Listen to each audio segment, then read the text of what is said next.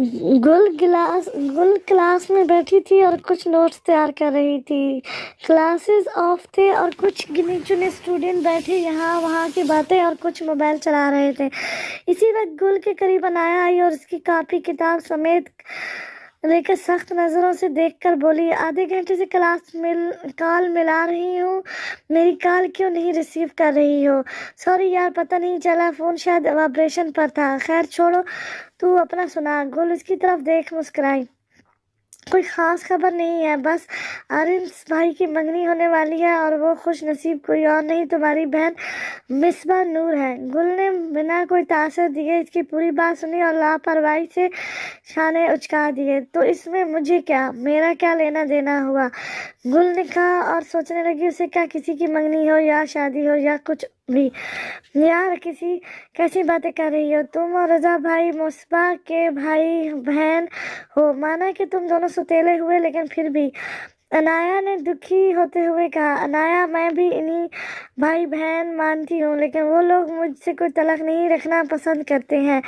आज तक मिसबा ने सीधे मुंह मुझसे बात तक नहीं की और रजा भाई उनसे तो सिर्फ एक बार वो रस्मी मुलाकात हुई थी, फिर न जाने कितने साल हो गए वो हम लोगों ने आज तक कभी सही से बात तक नहीं की है। और तुम्हें लगता है वो लोग मुझे अपनी शादी या मंगनी पर इनवाइट करेंगे? हम सब नाम के भाई बहन हैं। गुल ने बेजारी से कहा तो अनाया का दिल बुझ सा गया। इसी वक्त एक बार फिर से गुल का फ़ोन रिंग हुआ तो उसने कॉल उठाई और बात करने लगी। जी मामा, क्या आज? लेकिन मैं अभी यूनिवर्सिटी में हूँ। आप गजाला माँ से बात कर लें, अगर उन्होंने इजाज़त दे दी तो मैं भी राज़ी हूँ। जी ठीक है, बेहतर। गुल ने ठंडी आह भरी और फ़ोन कट कर दिया।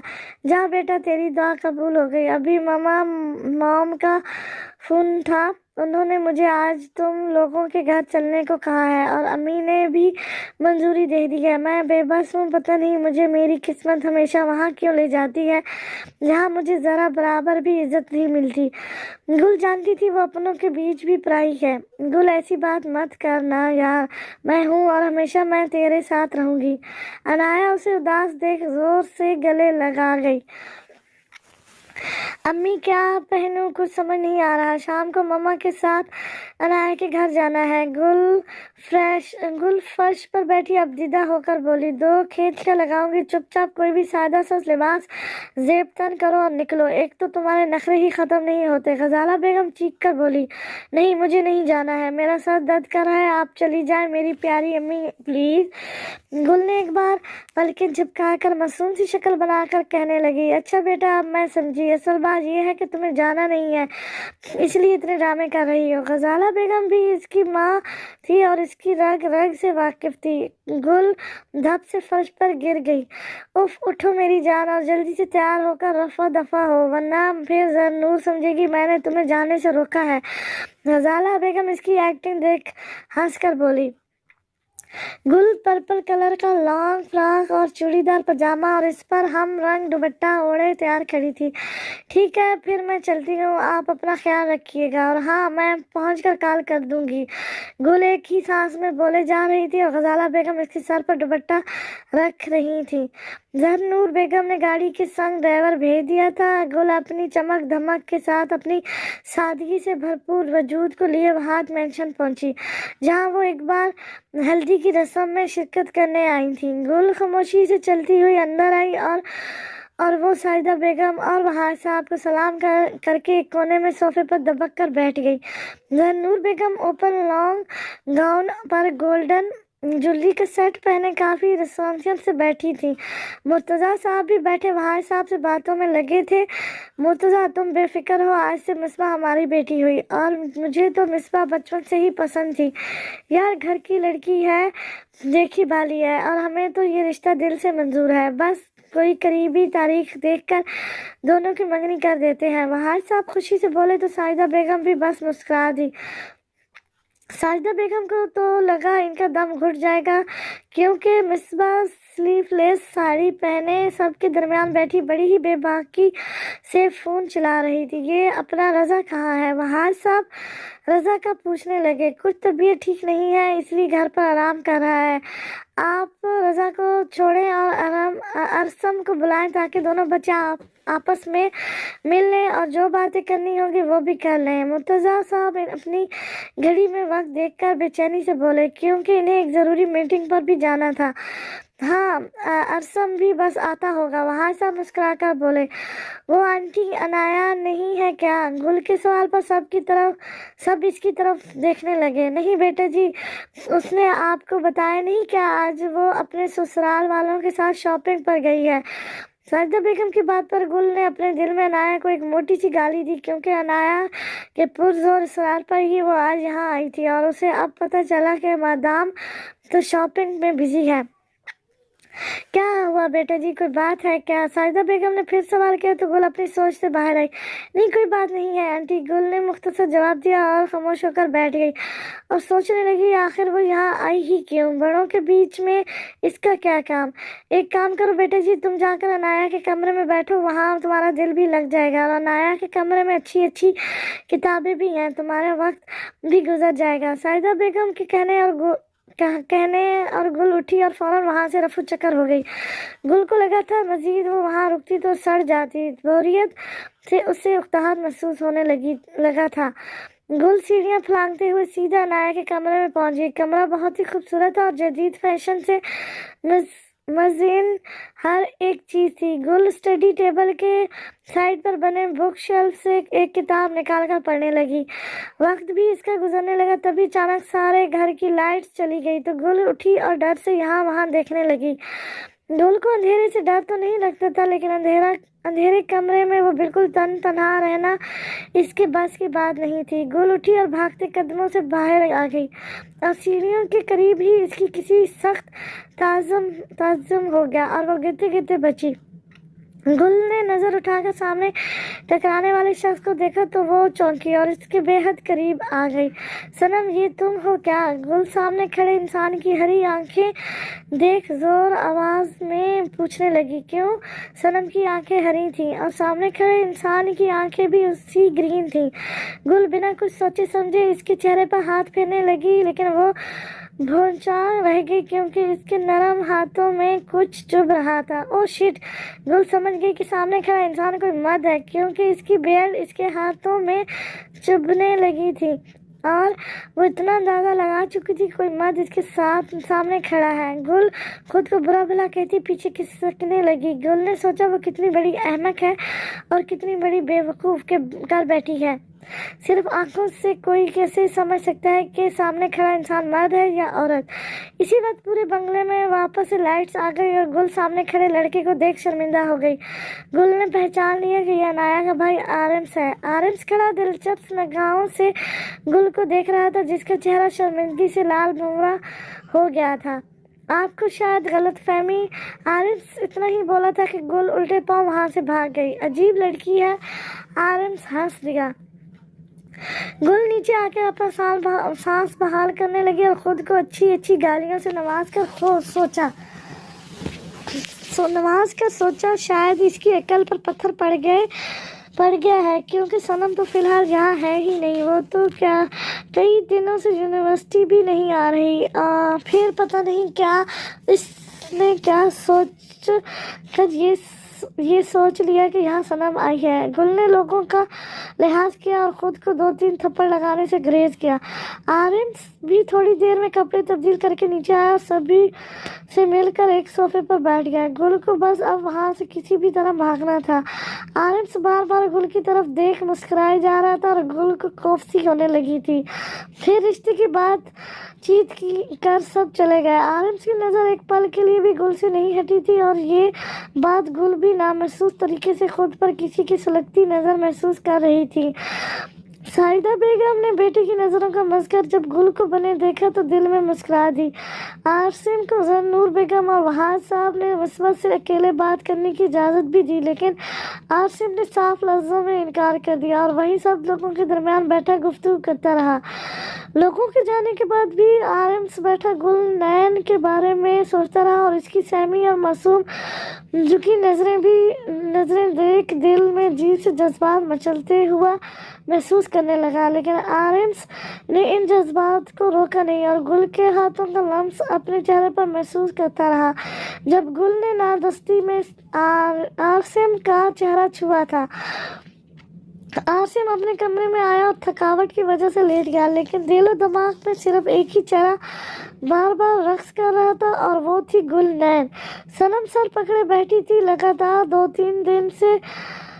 दिन से रजा की तबीयत खराब थी और भुगतना उसे पड़ रहा था। सनम बेटा, ये चिकन सूप ज़रा रज़ा के कमरे में दे आओ और उसका टेम्परेचर भी चेक कर लेना, हयात खाला ने कहा तो सनम बस उन्हें देखती रह गई। अरे ऐसे क्यों बैठी है, जाना जल्दी से सूप दे आ।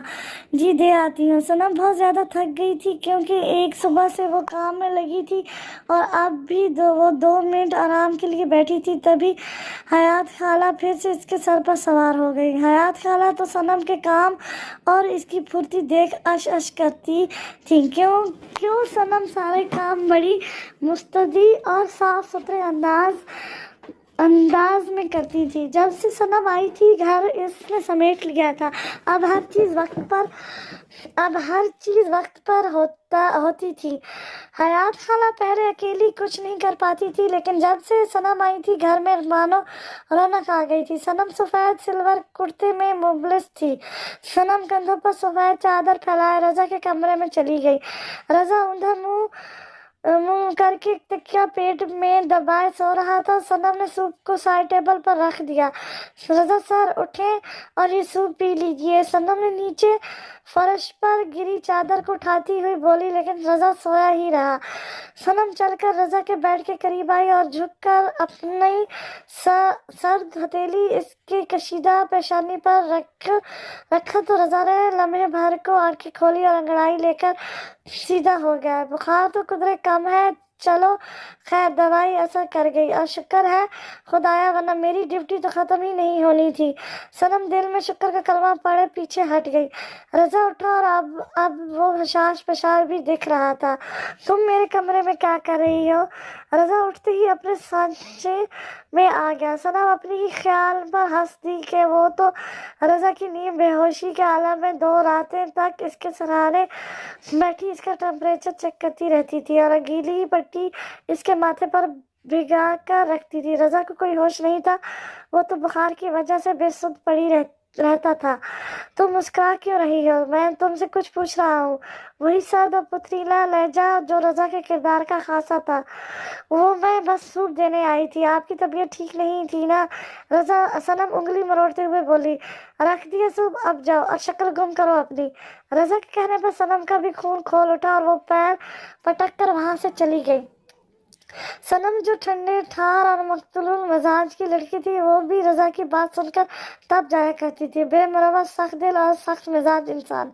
कल रात से मैंने इसके लिए क्या कुछ नहीं किया, लेकिन उसे क्या पता, वैसे भी ये जनाब तो बेहोशी की हालत में पड़े थे। सनम बुड़बुड़ाती हुई अपने छोटे से कमरे में आ गई, जहाँ एक ही छोटे से कमरे में हयात खाला और इसका बिस्तर था। सनम आकर धप से अपने गद्देदार बिस्तर पर बैठ गई और इसका मुंह लटक गया। क्या हो गया बेटा? हयात खाला, क्या हो गया है बेटा? हयात खाला इसके उतरा हुआ चेहरा देख फिक्र से बोली। खाला आप खुद बताएं, अगर हम किसी के साथ नेकी करें तो क्या इसका अजर भी हमें दुनिया में मिलेगा या आखिरत में? सनम की सवाल पर हयात खाला जो उंगलियों में तस्बीह गिन रही थी, वो हल्का सा मुस्कुराई और बोली, कर भला हो भला, कर बुरा हो बुरा। अगर तुम इस दुनिया में किसी के साथ नेकी करते हो तो तुम्हें भी इस दुनिया में इसके औज नेकी मिलेगी। मतलब तुम्हारे साथ भी दूसरे लोग मेहरबान होंगे और तुम्हारे इस दुनिया में किसी के साथ नेकी करते हो तो तुम्हें भी इस दुनिया में इसके औज नेकी मिलेगी। मतलब तुम्हारे साथ भी दूसरे लोग मेहरबान होंगे और तुम्हारे साथ इखलाक से पेश आएंगे। सनम खामोश हो गई क्योंकि उसे इसका जवाब मिल गया था। रात तारीक और सख्त थी। थोड़ी देर बाद हयात खाला भी चादर तान कर सो गई, लेकिन सनम जागी रही। सनम के दिल में अजीब सा खालीपन उतरा हुआ था। जिस सनम को अपने आगा जान के बिना एक पल भी करार नहीं मिलता था, अब उसे हर पल अपने बाबा जान के बगैर गुजारना पड़ रहा था और मजबूरी भी थी। सनम कहीं भाग नहीं सकती थी क्योंकि रज़ा बहुत सख्त सिक्योरिटी रखता था। और सबसे बड़ी बात, आगा जान ने भी उसे हुक्म दिया था कि जब तक वो रज़ा साहब के पैसे ना लौटा दें तब तक वो रज़ा के घर में सुकून के साथ रहे। सनम को बहुत ज़्यादा ही इस घर में बेसुकूनी सी महसूस होती थी। देखती देखती रात गहरी होती रही और सनम भी सोती जागती कैफियत में मुतलबा रही। दूसरे दिन बड़ी हवेली से रज़िया वापस आ गई। वो कुछ दिनों के लिए मुर्तज़ा साहब के यहाँ रहकर आई थी क्योंकि मिसबा के रिश्ते की बात पक्की हो रही थी। रज़िया आते ही बुड़बुड़ करने लग गई और रज़ा को इसके फार्म हाउस ले जाने की जिद करने लगी। रज़ा लेकिन नहीं जाना चाहता था क्योंकि इसका मिजाज कुछ बोझल सा था। वो, मैं कुछ नहीं जानती, बस तुम मेरे साथ अभी और इसी वक्त फार्म हाउस के लिए निकल रहे हो। यार कितने दिन हो गए ना हम अपने गांव जाए हुए। रज़िया बाज़िद थी, लेकिन रज़िया मेरी तबीयत कुछ ठीक नहीं है। ऊपर से रोज़ मैं किसी भी हालत में ऑफिस जाता हूँ, थक जाता हूँ यार। हॉलीडे में चलेंगे। रज़ा उसे टालते हुए बोला, नहीं मैं कुछ नहीं जानती, हम बस अभी और इसी वक्त मिर्ज़ापुर के लिए निकल रहे हैं और अंकल खुद चाहते हैं हम कहीं साथ रहकर वक्त गुजारें। रज़िया जुमैनियत भरे लहजे में बोली तो रज़ा ने उसे दूर झटक दिया। मेरी बात कान खोल कर सुन लो रज़िया, मैं ये सब बहुत बर्दाश्त कर चुका। अगर अब आइंदा तुमने हद पार करने या मुझसे उल्टी सीधी बात की तो मैं ये भूल जाऊंगा कि तुम एक लड़की हो। और हाँ, मेरा हाथ बहुत जोर का पड़ेगा, तुम मेरे ऊपर जबरदस्ती मुसलत कर दी गई हो। अगर बाबा जान का ख्याल ना रहता मुझे, फिर तुम देखती मैं तुम्हारा क्या हशर करता। रज़ा ने खतरनाक मुस्कान लबों पर सजाए रज़िया का हाथ अपने हाथ से झटक कर तनफुर से बोला। कुछ देर तक तो रज़िया भी बुत बन गई, लेकिन उसने रज़ा को एक टफ लुक से देखा और उठकर वहां से चली गई। रज़िया अपनी इस कदर तजलील पर शर्म के रज़ा के सामने से तो चली गई, लेकिन रज़ा अब जानता था वो सीधा इसकी शिकायत जाकर मुर्तज़ा साहब से करेगी। सनम पर्दे के पीछे छुपी खड़ी सब बातें सुन चुकी थी और अब उसे रज़ा से सच में खौफ सा आने लगा था। अगर हमारी बात छुपकर सुन ली हो तो तुम बाहर आ सकती हो। रज़ा की दिल दहला देने वाली आवाज़ पर सनम को ऐसा लगा कि अब मुल्क अलमौत के सामने उसे हाजिरी लगानी पड़ेगी। सनम शर्मिंदगी से बाहर निकली और सर पर चादर सही करते हुए रज़ा के सामने जा खड़ी हुई। हमें छुपकर पर्सनल बातें सुनती हो, शर्म नहीं आती तुम्हें? रज़ा इसकी चादर से बाहर निकलते काले स्याह लंबी लेट को देखकर बोला। मैं बातें नहीं सुन रही थी, सनम ने बिना किसी डर के जवाब दिया। सीरियसली तब वहां खड़ी पर्दे के पीछे कौन सी इबादत में मुश्किल थी, आप जरा ये बताना मुझे। रज़ा भी गुफ्तगू शेद कर बैठ गया था। आपसे कुछ कहने आ रही थी, सनम ने नजरें झुकाए स्मार्ट लहजे में कहा। कहो क्या बात है? रज़ा ने सख्ती से जबड़े भींच कर कहा, आपकी तबीयत ठीक नहीं है और आप अभी थक कर ऑफिस से आए हैं, और जब से आप आए हैं तब से आप रज़िया आपी से बहस में लगे हैं। खाने का वक्त हो गया और आप ज़रूर भूखे होंगे और चल कर खाना खा लें। हयात खाला कब से आपको आवाज़ें दे रही हैं। अगर वक्त पर खाना खाएंगे तो दवाई भी वक्त पर ले पाएंगे। सनम अपनी ही धुन में बोले जा रही थी। रज़ा सनम के रुक कर और इतनी आहिस्तगी से बात करने पर जामिद और साख्त रह गया। वो बहुत ज्यादा रुक कर और ठहर कर बात करती थी। ऐसा लगता था वो अपनी बातों का वजन नहीं उठा पा रही है। वो थी भी इतनी नाजुक नादम सी। तुम खाना ले आओ, रज़ा ने कहा तो सनम चली गई। रज़ा ने सोचा वो जब से घर आया था तब से रज़िया इसके सर पर सवार थी, पर रज़िया ने इससे एक बार भी नहीं पूछा कि वो दिन का खाना खा चुका है या नहीं। उसे कोई फर्क ही नहीं पड़ता था, बस अपनी बात और अपनी जिद। और एक सनम थी जो इसकी तबीयत और खाने पीने दवाई का इतना ख्याल रखती थी, हर बात पूछती थी, दरियाफ्त करती थी, माना कि गुमसुम ही सी रहती थी, मगर हर चीज को ध्यान में रखकर हर चीज की परवाह करती थी, कभी भी लापरवाही नहीं बरती थी। सनम ने रज़ा के कमरे में इसका खाना लगा दिया तो रज़ा खामोशी से खड़ी सनम को देखकर बोला, आते वक्त मेरा छोटा सा एक्सीडेंट हो गया तो मेरे हाथ में बड़ा درد ہے، درد سے ہاتھ کام نہیں کر پا رہا، اب میں کھانا کیسے کھاؤں؟ رضا نے سوالیہ انداز میں صنم کی طرف دیکھ اب اچکا کر کہا۔ صنم رضا کی بات پر بغلی جھانکنے لگی۔ صنم سمجھ نہیں پا رہی تھی جو رضا کہنے کی کوشش کر رہا تھا۔ رضا نے مسکرا کر اس کا ہاتھ پکڑا اور پھر کڑک لہجے میں کہا، کھڑی ہو کر میرا منہ ہی دیکھتی رہو گی یا مجھے کھانا بھی کھلاؤ گی؟ صنم نے خالی نگاہوں سے پلیٹ میں نکالے کھانے کو تکا، پھر آرام سے بیڈ پر بیٹھ گئی اور کانپتے ہاتھوں سے رضا کے منہ کے پاس چمچ لے گئی۔ رضا نے بنا کسی تاثر دیے اس کے لہستے ہاتھوں کو دیکھا اور دل ہی دل میں اس کی حالت سے محفوظ ہوتا اس کے ہاتھوں سے کھانا کھانے لگا۔ صنم جھکی پلکوں سے اسے کھانا کھلا رہی تھی کیونکہ شرم کا ابھار اتنا تھا کہ پلکیں اسے اٹھا نہیں پا رہی تھی۔ رضا سے نظریں ملانے کی تاب ہرگز نہیں تھی اور رضا اس کی حالت دیکھ سمجھ چکا تھا صنم بہت زیادہ شرمیلی ہے۔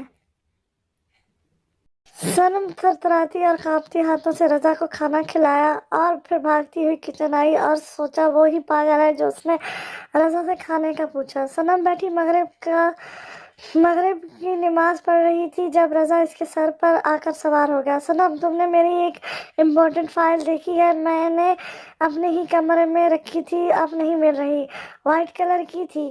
رضا سخت پریشانی کے عالم میں متبع تھا۔ ہاں آپ کی وارڈروب کی سیکنڈ دراز میں پڑی ہے۔ صنم جائے نماز سمیٹ کر بولی۔ او تھینکس۔ رضا پھر سرخ کرستی کلائی میں کوٹ ڈالتا ہوا وہاں سے چلا گیا۔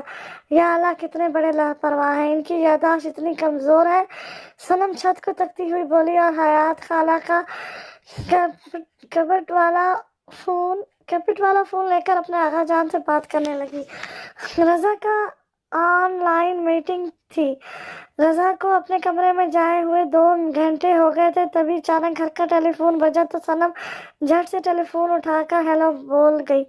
ہاں رضا سر جی میں گھر پر ہوں گی۔ اور کہاں؟ اچھا ٹھیک ہے میں فائل بھجواتی ہوں، کیا میں لے کر آؤں؟ اس وقت آؤں میں؟ جی نہیں کوئی مسئلہ نہیں ہے۔ صنم فون رکھ کر اپنے سر پر ہاتھ مار گئی۔ صنم نے رضا کو جس فائل کا کہا تھا رضا نے اس کے بدلے کوئی اور وائٹ کور والی فائل اٹھا لی تھی اور اب وہ اسے اوپر اپنے روم میں بلا رہا تھا جہاں وہ آن لائن میٹنگ کر رہا تھا۔ صنم کو یاد آیا شاید وہ فائل لیونگ ایریا میں پڑی تھی۔ صنم بھاگتے ہوئے لیونگ ایریا میں پہنچی تو وہاں اس فائل کو میگزین کے قریب پڑا پایا۔ صنم کی پیشانی شکن آلودہ ہو گئی اور اس نے دل میں رضا کو لاپرواہ کہا اور رضا کے کمرے میں اسے فائل پہنچا کر واپس آئی تو سامنے کاؤچ پر پیر چڑھائے بیٹھے آرمس کو دیکھ وہ دل ہی دل میں کانپ اٹھی۔ صنم جلدی سے وہاں نکلنے لگی اور کہا میں رضا سر کو بلاتی ہوں، میں رضا سے نہیں تم سے ملنے آیا ہوں۔ آرمس نے آرام سے کہا تو صنم نے اسے غور سے دیکھا جو ہو بہو اس کی کاپی تھا۔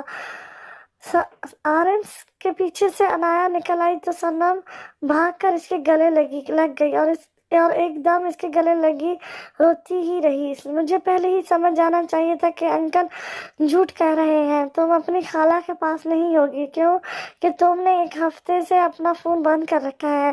انایا اس کے آنسو پوچھتے ہوئے بولی۔ آغا جان نے بدنامی کے ڈر سے سب لوگوں سے کہہ دیا کہ میں خالہ کے گھر کچھ دنوں کے لیے چلی گئی ہوں۔ صنم نے گیلی سانس اندر کھینچ کر کہا اچھا پھر تم یہاں کیوں ہو اور رضا کی ملازمہ کیسے بن گئی؟ انایا نے اس کا بازو پکڑ کر اسے صوفے پر آرام سے بٹھا کر پوچھا۔ دراصل آغا جان نے رضا سر سے کچھ پیسے بطور قرض لیے تھے جو وہ وقت پر لوٹا نہیں پائے تو رضا سر نے مجھے اٹھوا لیا اور میں مجبوراً یہاں پھنس گئی۔ اب جب تک آغا جان پیسے نہیں لوٹاتے تب تک میں ہی رضا سر کے قبضے میں رہوں گی۔ صنم نے سیاست سے کہا کتنے پیسے قرض لیے تھے؟ آرمس کے سوال پر صنم کے آنکھوں میں پانی بھرنے لگا اور اس نے نفی میں سر ہلا دیا۔ ایک بڑی رقم تھی، مجھے بھروسہ ہے آغا جان جلد سے جلد ان کے پیسے لوٹا دیں گے، پھر میں اس جیل سے چھوٹ جاؤں گی۔ صنم نے جبرا ہنس کر کہا लेकिन अनाया और आरसिम को लगा था इसकी हंसी खोखली है। सनम हमें बताओ, शायद हम अंकल और तुम्हारी मदद कर सकें। अनाया को सनम पर टूटकर प्यार आया था। अनाया जानती थी सनम कितनी नाजुक मिजाज है और बहुत दिल की साफ लड़की है। मदद, तुम्हारी कोई मदद नहीं कर सकता। तुम मुझसे मिलने आई और तुम्हारे दिल में मेरा ख्याल रहा, यही मेरे लिए बहुत बड़ी बात है। अब तुम चली जाओ, वरना रजा सर को मालूम चला कि इनकी गैर मौजूदगी में मैं आप लोगों मुझसे मुलाकात करने आए हैं तो वो बहुत नाराज होंगे। सनम खौफ से कहती ऊपर सीढ़ियों की जानिब देखने लगी जहाँ रजा का कमरा था। रजा मीटिंग में बिजी था, इसलिए अपने कमरे में बंद था। आरसम ने सनम की छोटी सी सुर्ख होती नाक देखे तो समझ गया वो बहुत ज्यादा ही सेंसिटिव है। जरा सा रोने की वजह से सुर्ख और स्पीड गाल तो दबा गए थे। चेहरे से छिलकता मासूमियत और झील सी हरी आंखों में खौफ लिए वो खूबसूरत हिरनी लग रही थी। आरसिम मामले की नजाकत को समझता हुआ अनाया को अपने साथ लेकर वहां से चला गया।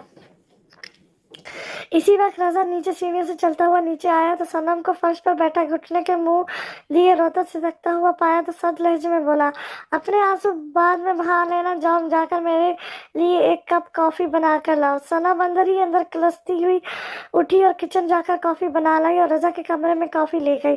रजा बेड पर पैर लटकाए बैठा था। सनम साइड टेबल पर कॉफी का मग रखते हुए जाने लगी, तभी रजा उठकर इसके सामने आ गया। अब तुम मुझे बताओ, तुम रो क्यों रही थी? वही कड़क और मगरूर लहजा, कुछ नहीं, बस ऐसे ही। सनम ने लब काटते हुए बेबसी से कहा, ऐसे कोई नहीं रोता सनम शहबाज सिद्दीकी, मुझे वजह जाननी है, लेकिन मुझे आपको कुछ नहीं बताना, समझे आप? सनम ने तंग कर कहा और रजा के साइड से होकर गुजरने लगी। तभी रजा ने इसकी कलाई पकड़कर झटका तो वो सीधा रजा के करीब आ गई। मुझसे दोबारा इस लहजे में बात मत करना वरना पछताओगी। मुझसे मेरा गुस्सा नहीं संभालता और ना ही मैं किसी का गुस्ताखी माफ करता हूँ। फालतू का रवैया मुझसे इख्तियार मत करना, रजा कहता रहा और सनम अपनी कलाई, नाजुक कलाई इसकी आईनी शिकंजे से छुड़वाने की कोशिश में लगी रही। और आइंदा इन आंखों से आंसू का एक भी बूंद टपका तब फिर तुम मुझे अपने हक में बुरा पाओगी। जब तक मेरे जिम्मे पर हो तब तक खुशखुरम से रहो। बात बात पर रोने की कोई जरूरत नहीं है। अगर तुम मुझे अब रोती हुई दिखी तो सजा की हकदार होगी। रजा हार जाना अंदाज में बोला तो और सनम का हाथ छोड़कर उसे आजाद कर गया। सनम डर से लब काटती पीछे दीवार से जा लगी और सोचने लगी कि वो किस बेस्ट की यहाँ फंस गई है। रजा इसकी गैर होती हालत देख और मजीद इसके करीब आ खड़ा हुआ तो सनम घबरा कर इसके कमरे से भाग गई।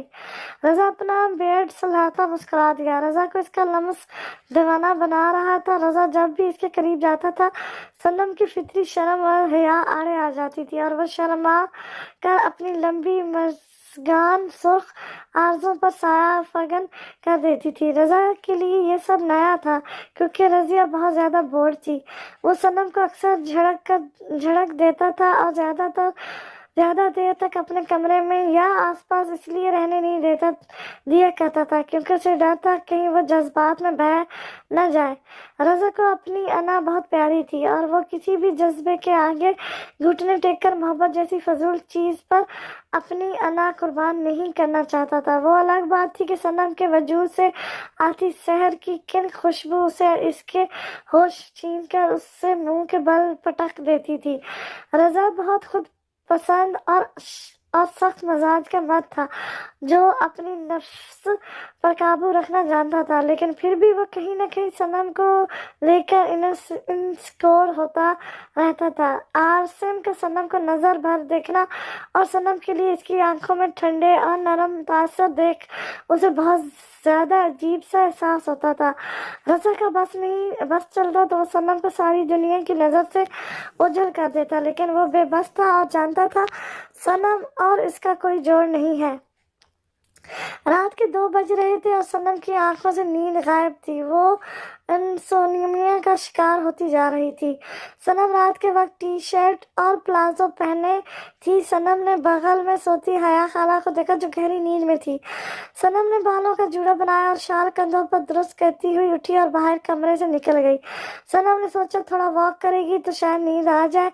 लिविंग रूम में पूरा अंधेरे में डूबा تھا اور پورچ میں ایک سفید بلب جل رہا تھا۔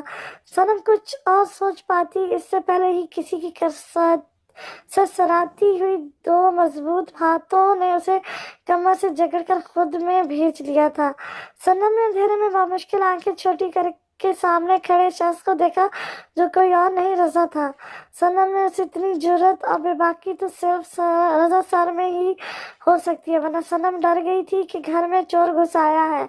رضا کے گھر میں چور کیا، ایک پرندہ بھی رضا کی اجازت کے بغیر پر نہیں مار سکتا تھا۔ رضا سر کیا کر رہے ہیں؟ ہوش میں تو ہیں، چھوڑیں مجھے، صنم نے آہستگی سے کہا تو رضا خمار آلودہ نظروں سے اس کے چہرے کے ایک ایک نقوش کو دیکھتے ہوئے بھاری گمبھیر آواز میں بولا، شٹ، ایک لفظ نہیں، یہ لمحہ یہی تھم جائے اور میں یوں ہی ڈوبا رہوں، اور اب مجھ سے صبر کرنا مشکل ہے۔ صنم کو تو کچھ بھی سمجھ نہیں آ رہا تھا۔ رضا کی گرم چلتی تیز سانسیں اس کا وجود جھلسا رہی تھی۔ صنم نے سوچا یہ اکڑ مزاج شخص کہیں آتے ہوئے کسی دیوار سے تو نہیں ٹکرا گیا، زور دماغ میں چوٹ آئی ہوگی، اسی لیے یوں بہکی باتیں کر رہے ہیں۔ میں تم سے محبت کرتا ہوں اور روز بروز یہ آگ میرے اندر زوروں سے بھڑکتی ہے اور میرا پورا وجود آگ میں جھلستا ہے، پر مرو میری انا، میرا تکبر، میری شان آڑے آ جاتی ہے اور میں کچھ بول نہیں پاتا ہوں، لیکن سچ تو یہ ہے میں اپنا دل ہار بیٹھا ہوں۔ تم بہت معصوم ہو اور خوبصورت، تو ایسی کہ پتھر دل میں بھی پگھل جائے اور تمہاری پاک دامنی میں گھل کر جنونیت کی حد تک کو پار کر لے۔ لیکن میں رضا سلطان علی ہوں جو کسی ملازمہ سے کبھی محبت نہیں کر سکتا، خاص کر اس لڑکی سے جس کا باپ مقروض ہو۔ لیکن اب میں دل کا کیا کروں؟ دل کے ہاتھوں مجبور ہو گیا ہوں۔ یقین مانو میں بہت زیادہ سخت اور بے حس انسان ہوں، بہت کم لوگوں سے گھلتا ملتا نہیں ہوں، لیکن ایک بار اگر کسی چیز کو حاصل کرنے کا سوچ لوں تو وہ چیز ہو جیتا جاگتا انسان میرا ہو جاتا ہے۔ میں کسی کے باپ سے نہیں ڈرتا ہوں، اگر کچھ بھی ہوگا تو میں دیکھ لوں گا، اور اگر تم نے مجھ سے دور جانے کی کوشش بھی کی تو تم جانتی نہیں میں پاگل پن کی کس حد تک جا سکتا ہوں۔ رضا پیار کا اظہار بھی ایسے خطرناک الفاظوں میں کر رہا تھا کہ صنم کے لب تھرتھرا گئے تھے اور اتنی شدید ٹھنڈ میں بھی اسے پسینے آ گئے۔ آپ نشے میں ہیں۔ رضا کے منہ سے آتی شراب کی بو صنم کو سمجھا گئی تھی، ورنہ رضا وہ بھی اظہار محبت، تمہارے یہ لب کانپ کیوں رہے ہیں؟ رضا اپنے انگوٹھے سے اس کے لب کو مسلتا ہوا ذومعنی انداز میں بولا اور اس کی بھوری آنکھیں چمک اٹھی۔ صنم کے پورے جسم میں کرنٹ سا دوڑ گیا اور وہ ڈر سے مزید کمپانے لگی تھی۔ رضا کی گہری جانچتی نظر اس کے ہونٹوں پر ہی آ رکی تھی۔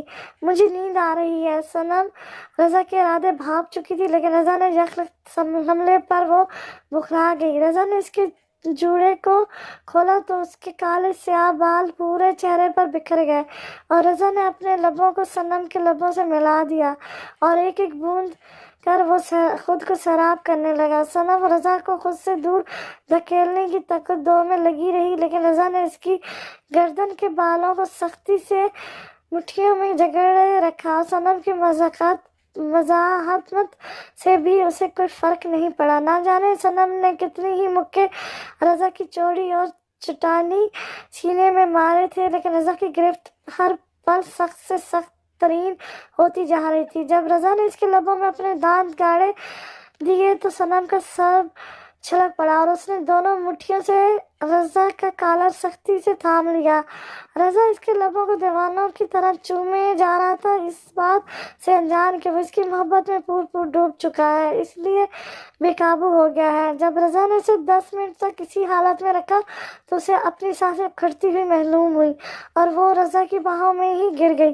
جب رضا نے صنم کے ہاتھ پیر ڈھیلے ہوتے محسوس ہوئے تو وہ سمجھ گیا صنم اپنے ہوش کھو چکی ہے، لیکن جیسے ہی وہ صنم کی گردن پر جھکا، صنم سرحد سے پیچھے ہٹی اور اپنی ہتھیلیاں دیکھ کر بولی، بس رضا، اس سے زیادہ اب کچھ نہیں۔ میں مجبور ضرور ہوں لیکن کم ظرف اور بدکردار ہرگز نہیں ہوں۔ کیا سمجھ رکھا ہے آپ نے مجھے؟ میری مجبوری کا فائدہ اٹھا لیں گے؟ خبردار اگر آئندہ مجھے ہاتھ بھی لگایا تو، ورنہ میں آپ کے ہاتھ توڑ ڈالوں گی. آپ کو تو کوئی فرق نہیں پڑے گا, لیکن ہاں مجھے فرق پڑے گا, کیوں کہ میں حلال حرام جانتی ہوں, زنا کے عذاب جانتی ہوں. آپ کو کیا لگا میں آپ کے اسٹیٹس یا ہائی کلاس لڑکیوں جیسی ہوں جو آپ کی خوبصورتی یا پرسنالٹی میں مر مٹی ہوگی؟ لیکن میں نہیں ہوں, کیونکہ میں صنم شہباز صدیقی ہوں, اور مجھے اپنی عزت کرنی اور کروانی دونوں آتی ہیں, سمجھے آپ. صنم آج بہت غصے میں تھی اور تابر توڑ اس کی آنکھوں سے آنسو بہہ جا رہے تھے. رونے کی وجہ سے وہ سرخ پڑتی جا رہی تھی. صنم نے اپنی آواز بہت دھیمی رکھی تھی, کیونکہ حیات خالہ کی بھی کچی نیند ہوتی تھی. صنم اپنے بال نوچتی اور شال کو درست کرتی وہاں سے چلی گئی, اور رضا صرف مسکرا کر رہ گیا. رضا اپنے ہی خیال پر ہنس دیا, کیونکہ وہ صنم سے ایسی ہی باتیں اور ایسی ہی طرح کا رد عمل سوچتا تھا. لیکن رضا کیا کرتا, وہ خود مجبور تھا. وہ اسے محبت کا یقین دلا نہیں سکتا تھا, کیونکہ آڑے اس کی انا اور غرور آ جاتی تھی, اور اس سے زیادہ دور بھی نہیں رہ سکتا تھا. رضا نشے میں تھا, پر صنم کے بھیگے ہونٹوں کی مٹھاس اس کے اندر تک گھل گئی تھی. دوسری طرف جب فجر کی اذان ہوئی تو صنم اپنے کمرے میں بیٹھی روتی ہی رہی, کیونکہ وہ خود کو گنہگار سمجھ رہی تھی. صنم نے وضو کیا اور جان نماز بچا کر دھنس ہو کر گڑ گڑاتے ہوئے رونے لگی. اگر وہ سجدے میں روئے جا رہی تھی, اسے اپنے وجود سے کراہت سی محسوس ہو رہی تھی. رضا نے زبردستی اس کی کمر کو اپنے ہاتھوں سے چھوا تھا اور اس کے ساتھ گناہ کر گیا تھا. صنم نے اپنے رب سے دعائیں میں معافی مانگی اور وعدہ کیا وہ اب رضا سے دوری بنائے رکھے گی. اگر ایک لڑکی چاہے تو خود کو ہر بری نگاہ سے دور رکھ سکتی ہے.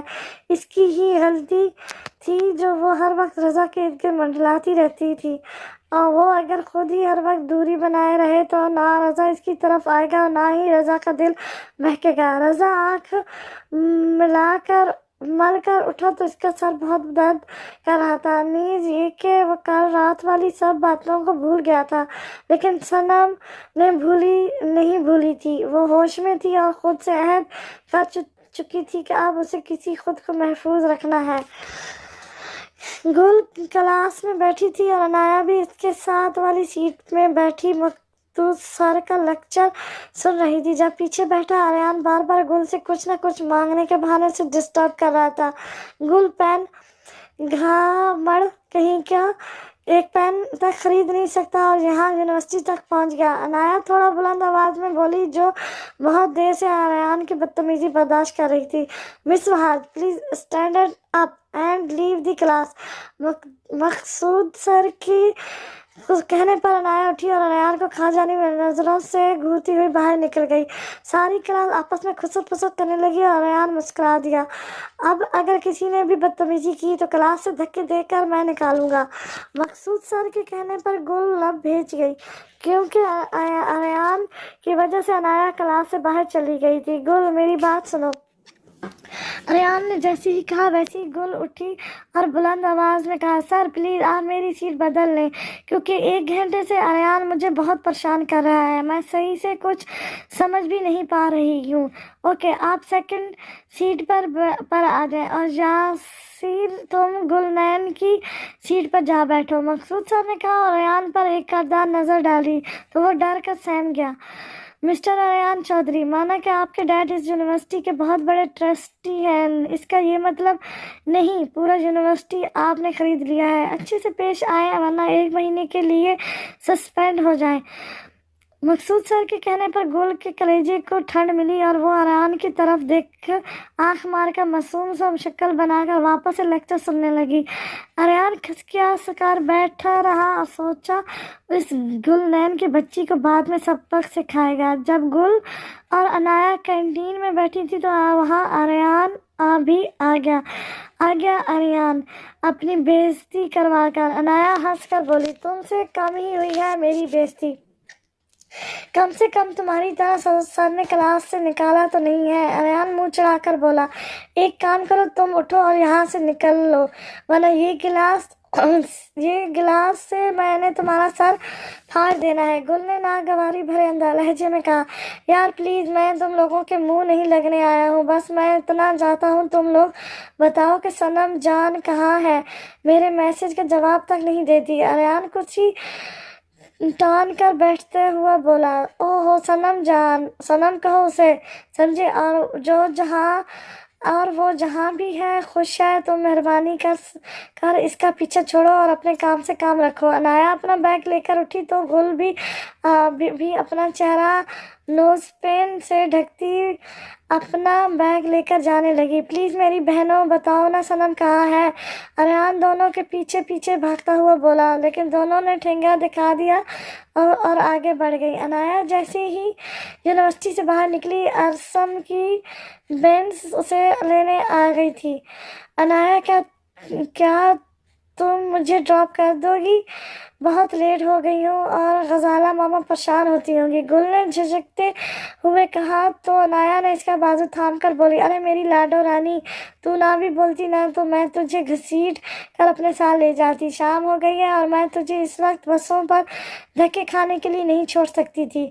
अनाया की बात सुन गुल पूरे जी जान से मुस्कुराई और आरसम जो बेंजर का दरवाज़ा खोले खड़ा था उसे देख दोनों सलाम करती बैक सीट पर बैठ गई। आरएस ने गुल के जर्द रंग के हिजाब और शरबती आंखों को देख और मुस्कुरा दिया।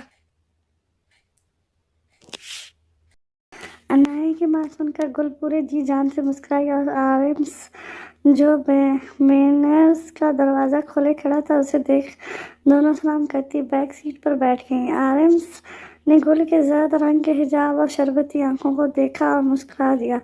आसिम खामोशी से ड्राइव कर रहा था और गुल की नज़र आरएस के मजबूत मर्दाना वजाहत से भरपूर गोरी के कलाई पर अटकी थी, जिस कलाई में एक महंगी घड़ी बंधी हुई थी।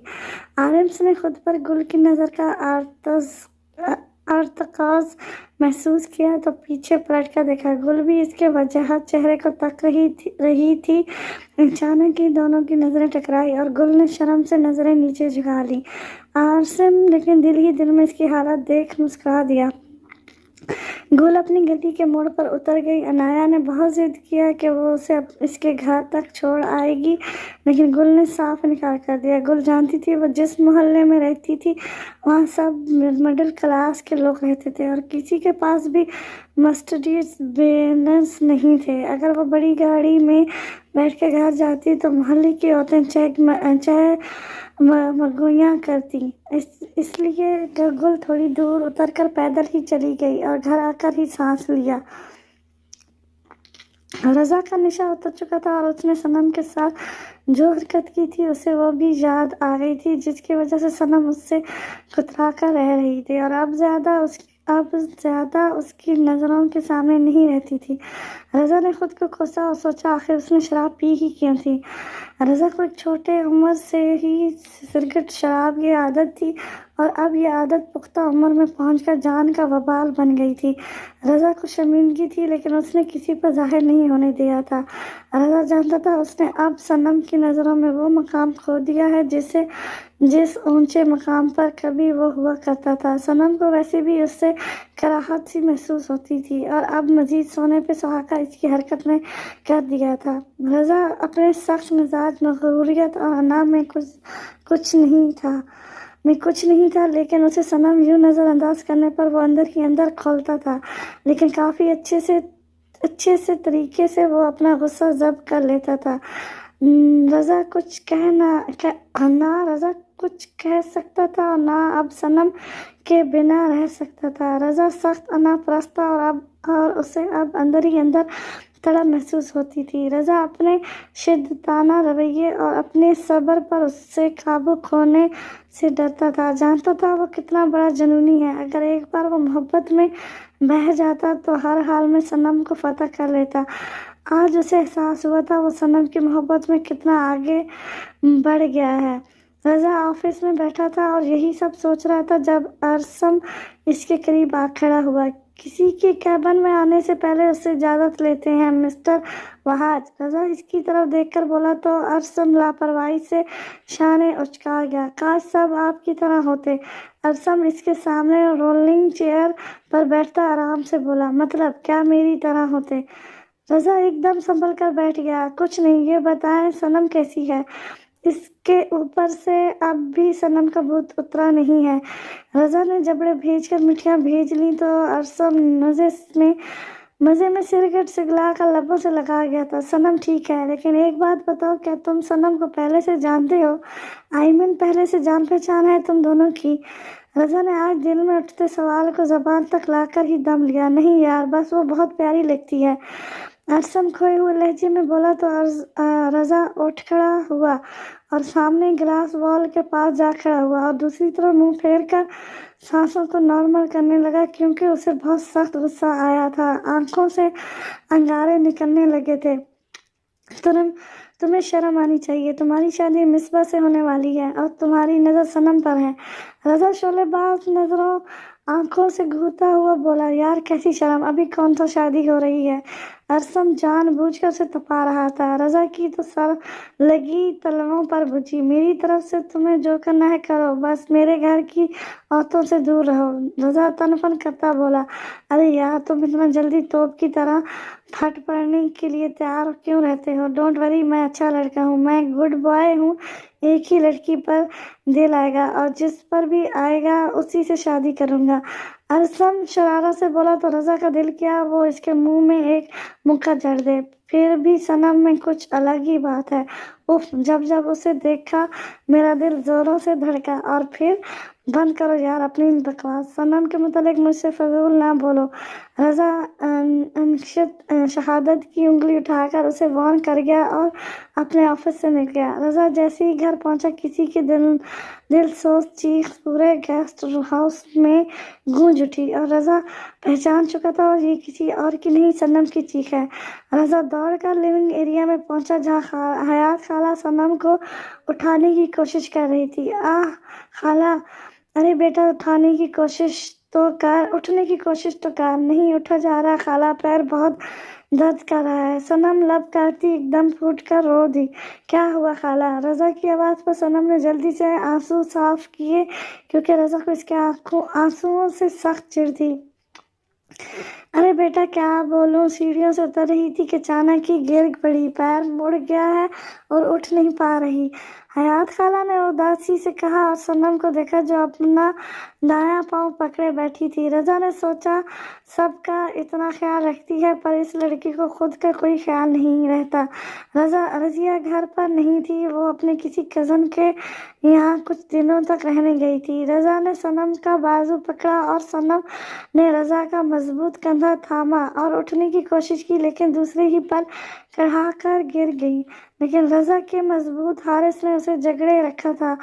درد کی شدت سے صنم نے رضا کا کوٹ مٹھیوں میں پکڑے ہونٹ دانتوں تلے دبائے رکھا تھا۔ رضا اس کی حالت دیکھ اسے گود میں اٹھا کر اپنے سے اٹیچ باتھ روم میں لے گیا۔ رضا نے آہستگی سے اسے بیڈ پر لٹایا اور اس کا پیر سیدھا کر جانچنے لگا، تبھی صنم نے گھٹنا موڑتے ہوئے کہا، میرے پیر نہ چھوئیں۔ صنم جھجکتی ہوئی بولی، ڈرامے اور نخرے بعد میں کر لینا، پیر دکھاؤ اپنا، پتہ نہیں کتنی بے خیال لڑکی ہو، دکھاؤ یار پیر دکھاؤ، پتہ نہیں کتنی چوٹ لگی ہوگی، رضا نے ڈانٹ کر کہا اور صنم کا پیر کھینچ کر اپنے ہتھیلی میں رکھا غور سے دیکھنے لگا۔ گورا سرخ سپیڈ پاؤں جو کہ لال پڑ گیا تھا۔ کھینچ، کچھ نہیں، مورچ ہے، ڈرو نہیں، ٹھیک ہو جائے گی، رضا نے کہا تو صنم کو دھارس بندھی، لیکن اسے درد بہت ہو رہا تھا۔ میں ڈاکٹر کو کال کرتا ہوں، وہ آ کر تمہیں دیکھ جائے گا۔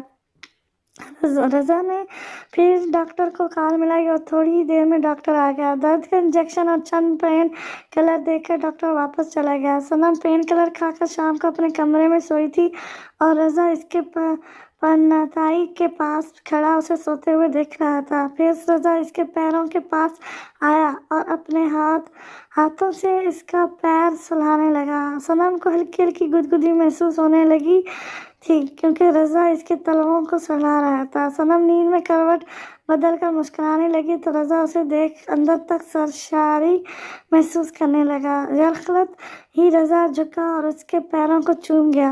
پھر وہ اٹھا اور اس کے چہرے پر آئے بالوں کو سائیڈ کر کے اس کا کمفرٹ صحیح کر اس کے سرانے ہی بیٹھ گیا۔ صنم کے وجود سے آئی تھی سحر کن خوشبو اور اس کے بالوں کی शरबा महक रजा अपने सांसों में उतार रहा था। रजा उसके सुर्ख आर्ज़ों को देखता रहा। रजा का दिल एक बार फिर मचला था और कुछ गुस्ताखी करने पर उकसा भी रहा था, लेकिन रजा ऐसी कोई भी अब हरकत नहीं करना चाहता था जिससे इसकी इज्जत नफ्स जख्मी हो और सनम को भी तकलीफ पहुंचे। सनम जब उठी तो रात के 3 बज रहे थे और रजा उसी के कमरे में couch पर सो रहा था। सनम को प्यास लगी थी और उसने खुद ही नीचे जाकर पानी पीने का फैसला किया और दर्द को बर्दाश्त करती उठ खड़ी हुई, लेकिन अगली ही पल वो ज़मीन पर ढक गई थी।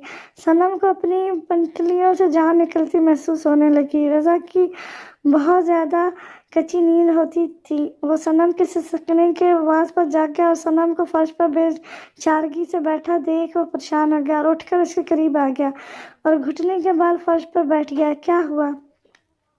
कुछ नहीं, प्लीज़ रजा सर मेरी उठने में हेल्प कर दे, मैं उठ नहीं पा रही हूँ। सनम लाचारी से बोली। रजा ने उसे बाहों में जकड़ कर उठाया और आराम से बेड पर बिठा दिया। वो मुझे प्यास लगी थी, सनम ने उंगलियां चटका कर कहा। रजा इसकी बात पर कमरे से बाहर निकला और इसके लिए किचन से पानी का जग भर कर ले आया। सनम ने शुक्रिया कहकर पानी पिया और आंखें मूंद कर बैठ गई। सनम, रजा कहकर बेख्तियार इसके ऊपर झुका और सनम के भूरे बालों पर लब रख के चूम गया। सनम बस आंखें मोड़े बैठी रही। वो रजा के लबों की तपिश महसूस कर चुकी थी। सनम को फितरी शर्म व हया ने आन घेरा था। वो नजरें झुकाए बैठी थी। वो कर भी क्या सकती थी? रजा ने इसके गालों को हल्का सा सहलाया और प्यार से देखने लगा। दूसरे दिन आरसम भी टपक पड़ा। सनम तो चलने फिरने से कासिर थी, इसलिए वो अपने कमरे में ही पड़ी रही। आरसम के साथ कुछ इम्पोर्टेंट पार्ट्स डिस्कस कर रहा था और बार बार चोर नज़र से यहाँ वहाँ देख लेता, लेकिन उसे सनम कहीं भी नज़र नहीं दिखी। ये बार बार तिरछी नज़र कर यहाँ वहाँ क्यों देख रहे हो? कल की मीटिंग बहुत ज़रूरी है, अच्छे से प्रेजेंटेशन तैयार करके लाना। ये प्रोजेक्ट हर हाल में हमारी कंपनी को मिलनी चाहिए, रजा ने कहा। तो अरसम ने आंखें सिकड़ाकर उसे देखा और कहा, तुम्हें मेरी काबिलियत पर शायद शक है। मैं एक खराब और कामयाब बिजनेसमैन हूँ, तुम अपनी कुर्सी संभालो। ज़्यादा ओवर कॉन्फिडेंट इंसान को ले डूबता है। अरसम वहाज सिकंदर। रजा तंजिया बोला, अच्छा ये बात तुम पर सूट करती है ना रजा सुल्तान अली, जो बात बात अपना ईगो और एटीट्यूड दिखाता है। आरसम मुंह टेढ़ा करके बोला तो रजा सिर्फ उसे देखने लगा। तुम बचपन से ऐसे हो या जवानी में कदम रखे बावले हो गए हो? अजीब हो, मतलब औरतों की तरह ताने मारते हो। रजा ने जैसे ही कहा, अंदर से सनम की आवाज़ आई तो वो उठकर चला गया। सनम बैठी फ़ोन पर बात कर रही थी जब रजा कमरे में आया। तुमने मुझे शायद अभी आवाज़ लगाई है? सनम की तरफ देख रजा ने तहम्मुल अंदाज में कहा। जी, वो बाबा लाइन पर हैं, आपसे बात करेंगे। सनम बेड पर बैठकर ही उसकी तरफ फ़ोन बढ़ाती हुई बोली। रजा इसके करीब आया और फ़ोन लेकर बात करने लगा। जी कहिए, रजा अपने गंभीर आवाज़ में बोला तो आगा जान की बात सुनकर उसके चेहरे की रगें तन सी गईं और सारी बात सुनकर उसने सनम पर एक चुटकी सी नज़र डाली और फ़ोन इसकी तरफ बढ़ाकर कमरे से निकल गया। रजा का दिमाग जो पहले ही आरम्स ने घुमा रखा था वो मज़ीद घूम गया, क्योंकि आगा जान 2 दिन बाद इसके पैसे लौटाने वाले थे और अपनी बेटी सनम को भी अपने साथ ले जाते। अब रजा इस्तराबी कैफियत में मुतलबा हो गया था। सनम 2 दिन बाद हमेशा के लिए चली जाती और शायद फिर कभी वो लोग रजा की शक्ल तक देखना पसंद नहीं करते, क्योंकि इनके नज़र में रजा एक बुरा इंसान था। सनम को खोने का डर दिल में घर कर गया था। रजा ने जो सोचा था सब उल्टा पड़ गया। वो तो अपनी अना में ही था और ख़ुद को बहुत आला सरखुरू समझ रहा था, लेकिन जैसे ही पता चला कि सनम अब चली जाएगी तो इसकी जान लबों पर आ गई थी और रजा ने सोच लिया था वो अब सनम पर अपनी मोहब्बत को आश्कार कर देगा। सनम नेवी ब्लू फ्रॉक पहने कमरे में लेटी थी। जब रजा इसके कमरे में आया तो वो बिखरे बाल लिए उठ बैठी। रजा ने अपने हाथों में खाने का ट्रे पकड़ा हुआ था। चलो शाबाश, खाना खा लो। मैं खा लूँगी, आप रख दें, सनम ने कहा। तो रजा ने खशमगीन निगाहों से उसे देखा और फिर इसके करीब ही بیڈ پر بیٹھ گیا۔ صنم رضا کو بیٹھتے دیکھ شانوں پر شال صحیح کرنے لگی۔ میں اب بالکل ٹھیک ہوں، صنم صفائی دینے لگی۔ لیکن پھر بھی میرا بھی کچھ فرض ہے، اور جب میں بیمار تھا تو تم نے میرے سرہانے بیٹھ پوری رات میری دیکھ بھال کی تھی، رضا نے کہا تو صنم چپکے سے کھانے لگی۔ آج پوچھو گی نہیں کہ میں نے کھانا کھایا بھی ہے یا نہیں؟ نہیں، کیونکہ میں جانتی ہوں آپ کھا چکے ہیں، صنم نے سپاٹ لہجے میں کہا، اور کچھ ہی دیر میں وہ کھا کر کھانا ٹرے اٹھا کر سائڈ ٹیبل پر رکھ چکی تھی۔ رضا بیڈ پر ہی بیٹھا رہا۔ صنم مجھے تم سے کچھ بات کرنی ہے، رضا نے ڈو ٹوک لہجے میں بولا۔ بولے، میں سن رہی ہوں، صنم اپنا لہجہ بے لچک رکھتی ہوئی بولی۔ صنم تم مجھے اچھی لگتی ہو۔ اتنے سیدھے اور ڈائریکٹ بات پر صنم بکھلا سی گئی۔ لیکن مجھے آپ اچھے نہیں لگتے، صنم بے رخی سے بولی۔ تم سے کسی نے رائے نہیں مانگی ہے، رضا پرسرار انداز میں بولا، اور صنم جو اس سے دور کھڑی تھی چل کر اس کے قریب گیا اور دھیرے دھیرے اس کے قریب آنے لگا۔ یہ کیا کر رہے ہیں؟ قریب کیوں آ رہے ہیں؟ صنم دھیرے دھیرے اپنے قدم پیچھے لینے لگی اور اچانک اسے احساس ہوا پیچھے بھاگنے کی جگہ نہیں ہے، کیونکہ وہ دیوار سے ٹکرا گئی تھی۔ رضا نے اس کے دونوں طرف بازوؤں کا گھیرا بنا دیا اور اس کی طرف دیکھ گہری مسکان کے ساتھ بولا، تب کیا کہہ رہی تھی تم؟ رضا صنم کے گلے سے اس کا شال ہٹا کر بولا۔ صنم اس کی حرکت پر اشش کر گئی۔ صنم نے اپنا شال سختی سے پکڑا، لیکن رضا نے اس کے دونوں ہاتھوں کو اپنے ایک ہاتھ میں پکڑ کر دیوار سے لگا دیا اور اس کا فراک سرکا کر اس کے شانوں پر جھکا تو صنم درد سے کڑھا اٹھی۔ چھوڑیں، مجھے درد ہو رہا ہے، پلیز مت کریں، صنم ایک دم درد سے لبوں کو کچلتی ہوئی سسکیاں لیتی ہوئی بولی۔ رضا ایک دم اس کے شانوں میں بائٹ کیے جا رہا تھا اور اپنے ہونٹوں سے اس کے گلے کو زخمی کر رہا تھا۔ صنم کا پورا وجود کঁپا اٹھا تھا، وہ بالکل ہوش سے بیگانی ہوئی مچل اٹھی تھی، لیکن رضا کو بھی قابو کرنا آتا تھا۔ کچھ وقت کے بعد رضا اپنا شدت بھرا لمس اس کی شہ رگ پر چھوڑ کر اس کے چہرے کو پیار سے دیکھنے لگا۔ صنم کا بس چلتا تو وہ زمین پر ہی ڈھک جاتی، لیکن رضا کا خوف اتنا تھا کہ کچھ کہہ بھی نہیں پائی۔ رضا نے اس کے چہرے سے ہاتھ ہٹایا اور بے اختیار اس کے شانے سے فراک سرکا کر اپنا ہاتھ وہاں رکھا اور تھوڑی اس کے کندھے پر جما کر لمبے سانس لینے لگا۔ صنم اپنا عکس قد آور آئینے میں دیکھ بکھلا گئی، کیونکہ اس کے شانے میں دانتوں کے نشان صاف نمایاں تھے۔ آپ ایسا کیسے کر سکتے ہیں؟ میں آپ کی ذمے پر ہوں اور آپ امانت میں خیانت کر رہے ہیں۔ آپ میرے لیے غیر محرم ہیں، خدارا خوش کریں اور خود کو گناہ کرنے سے بچائیں۔ صنم اس کے بازوؤں میں پھر سے پڑپڑانے لگی تھی۔